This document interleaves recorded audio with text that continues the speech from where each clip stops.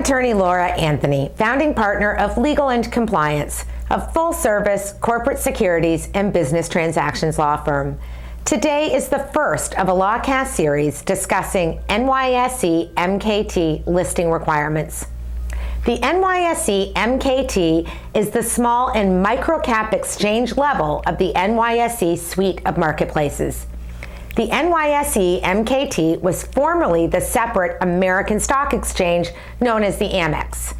In 2008, the NYSE Euronext purchased the Amex, and in 2009 renamed it the NYSE Amex Equities. In 2012, the exchange was renamed again to the current NYSE MKT. The NASDAQ and NYSE MKT are ultimately business operations vying for attention and competing to attract the best publicly traded companies and investor following.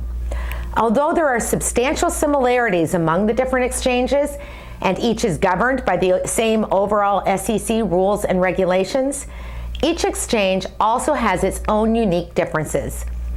Each exchange has its own set of rules and regulations that listing companies must comply with in order to obtain and maintain listing qualification. Like all exchanges and the OTCQX tier of the OTC markets, the NYSE MKT offers investor relations, broker-dealer networking, and marketing services to its listed companies. The NYSE MKT's distinctive formula is the Designated Market Maker, or DMM model. A DMM used to be called a specialist. A DMM is assigned to each security and uses both manual and electronic metrics and algorithms to help stabilize market price and trading volume. NASDAQ does not have internal DMMs, but rather relies on market makers to increase volume and liquidity and decrease volatility in NASDAQ-traded securities. Whereas the NYSE MKT relies on both manual human and electronic trading oversight, the NASDAQ is purely electronic. The NYSE MKT has an auction model run by the DMMs. The DMM reports all bids and asks into the marketplace, quotes the best bids and offers, and sets the opening price of its assigned security each day.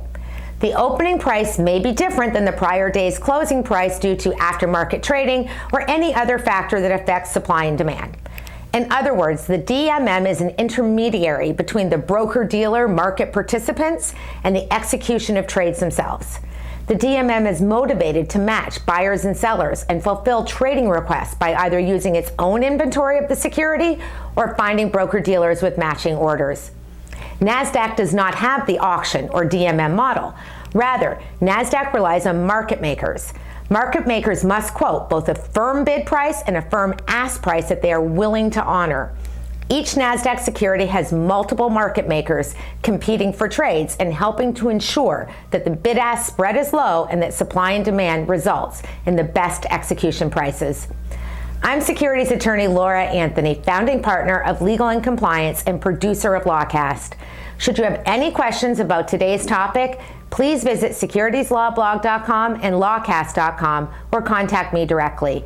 Inquiries of a technical nature are always encouraged.